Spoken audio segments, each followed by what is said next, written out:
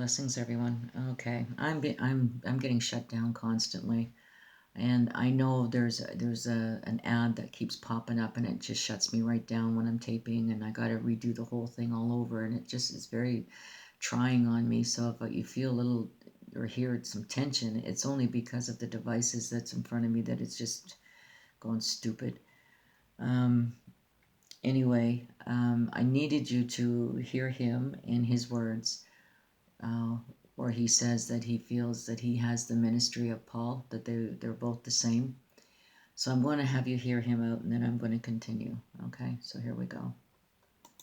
26. Paul and I had the same ministry.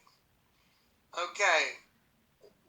Light shone down on Paul. He was riding his horse, and all the people he was with on the way to Damascus to arrest a bunch of Christians so he could take them back and kill them. He was on his way to Damascus to arrest people. Light shone down from heaven. Paul fell to the ground. And the light spoke to him. And he said, "Who are you?" He said, "I'm Jesus whom you persecute." He said, "Stand on thy feet, rise. First, rise. Stand on your feet. I'm going to make you a minister of the gospel. And you're going to call people from darkness to light, from the power of Satan to God."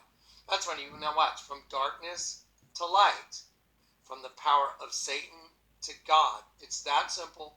The whole Bible is actually that simple. It's what they didn't want anyone to know. Let me show you. Okay, so he's talking to Agrippa. Okay. So Acts 26. Now he said it in his own words that he believes that he has the same ministry. Okay. Now I believe that everybody has a gift. Everybody is doing what they need to do with that gift. I remember there was a gentleman who did the mural, the Denver mural, did an excellent job on that. I'm not taken away, like I said, and I've said this many times when it comes to Jonathan Kleck, I'm not taken away with anything from him. But what I am going to do here is I'm going to read out Acts 26, 15, and 17, and everybody's going to really have to use their own discernment here. And like I said, it's up to you. You know, I'm not here to convince you. So let's just get started. So, and I said, "Who art thou, Lord?" And he said, "I'm Jesus whom thou persecutest." Now, what happened here, it just rang a bell with me, was Lady Magdalene. I call her Lady Magdalene, but Mary Magdalene. It was when a brother brought this up, and I thought it was absolutely fantastic. It was amazing. I mean, it opened my eyes when he speaks of how Mary did not recognize him with sight, but she knew his voice. And here I have to say the same thing. You know, it's not his presence that I felt, it was his voice. He didn't speak when he came to me the night that I was saved. All I know is I was crying out to him, and then right after that, it felt like there was some kind of, I don't know if I could even say a presence, but everything just vanished, like it was gone, and it was Jesus who I was crying to. The second time it happened, again, I just went in swinging. I didn't cry out for Jesus. I just went right in swinging. And that's when he, again, comes in and just banishes them right as I'm holding the arm, the green this green thing. There's nothing there. So it was really bang on. Like it was just like a, you know, it was quick. And when he came to me at the age of 12, right after he had saved me, that I believed he had saved me that night, it was a couple of days later, a couple of nights, and I'm laying there, and he comes to me, and he, in my ear, he says, "Do you know that you have a Father in heaven?" And I remember being excited about it, and I remembered right away that instinctively that I knew that he was closer to me than my father here. My mother and my father were separated. And it was very comforting to know that I had a Father in heaven that was very close to me. And then he gave me the 3 visions that I go through in about Detroit.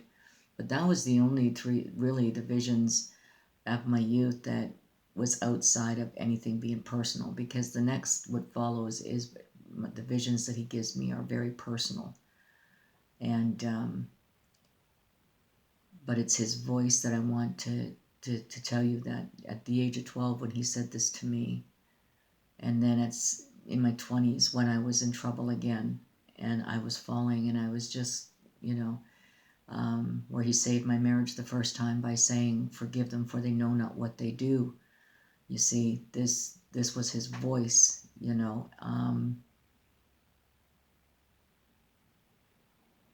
so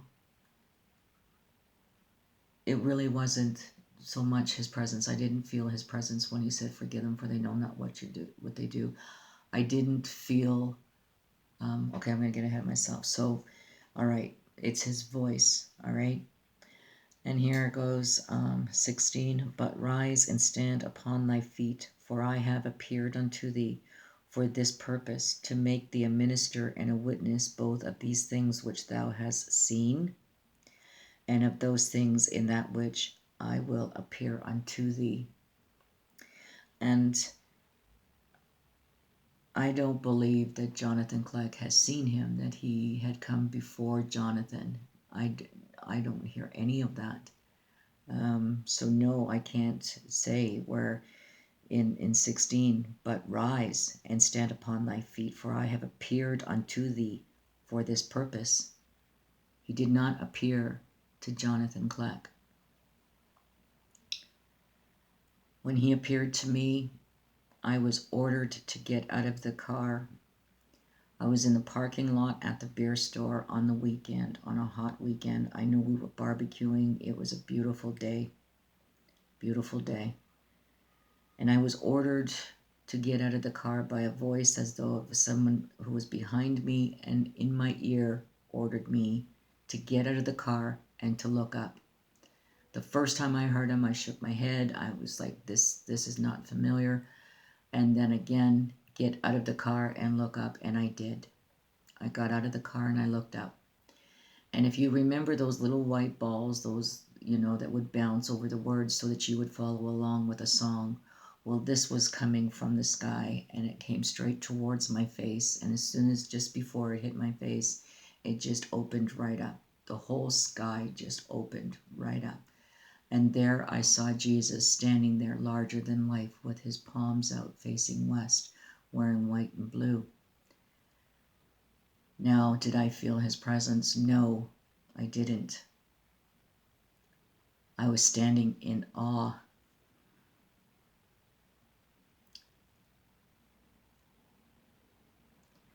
And then in spirit, I was allowed one question, and that question was meditation.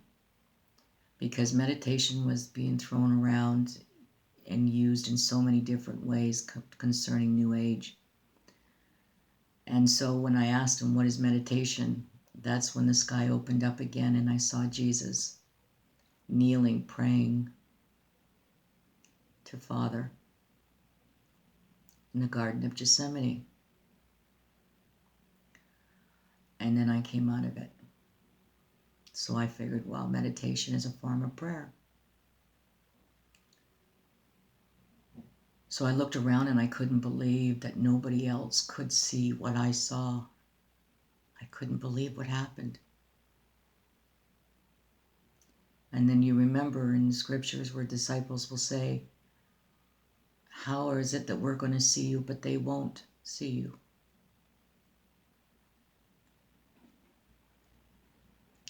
It's because your eyes are opened.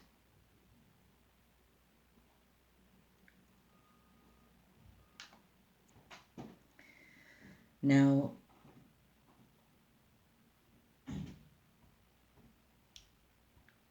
and of those things in that which I will appear unto thee. And that was for the eyes to see, not with a piece of paper, not with a tablet, not turning things upside down, but having eyes to see. deliver thee from the people, and to turn them from darkness to light, and from the power of Satan unto God. Now here's what he didn't read to you. That they may receive forgiveness of sin and inheritance among them which are sanctified by faith that is in me. Sanctified by faith.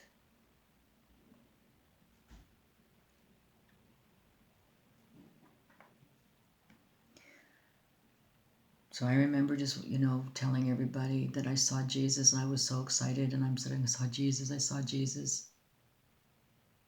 And everybody would just look at me and say, well, aren't you special, And I was so taken back by that.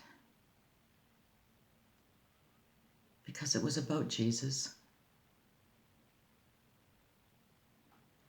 So I never understood why he came to me. Because when I spoke of him, nobody...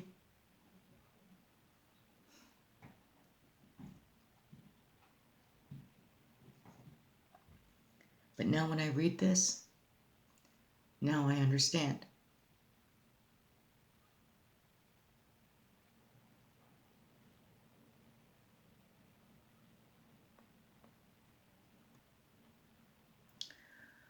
Okay, so here I'll let you listen first.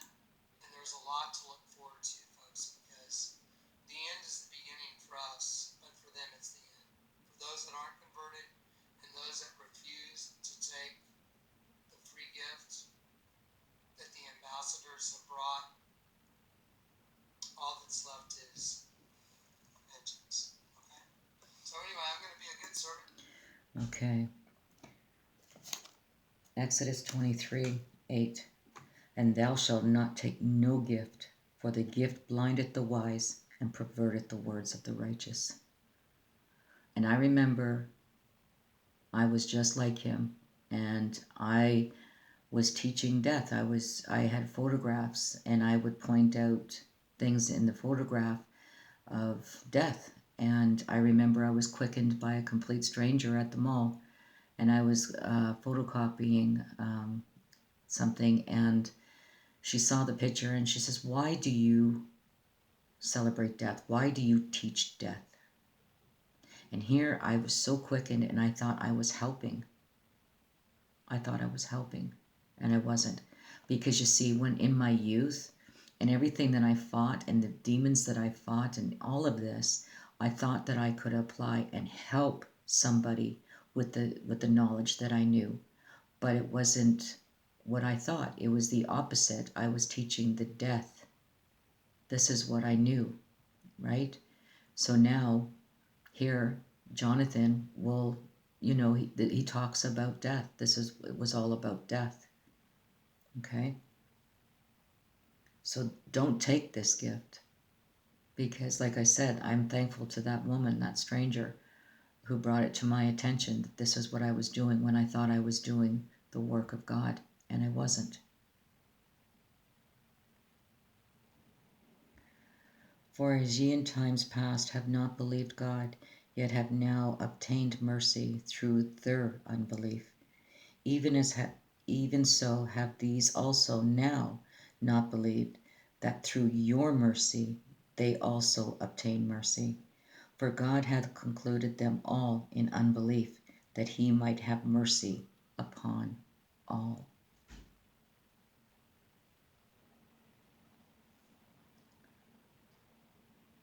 Woe to the rebellious house, the rebellious children, saith the Lord, that take counsel but not of me, and that cover with a covering, but not of my spirit, that they may add sin to sin.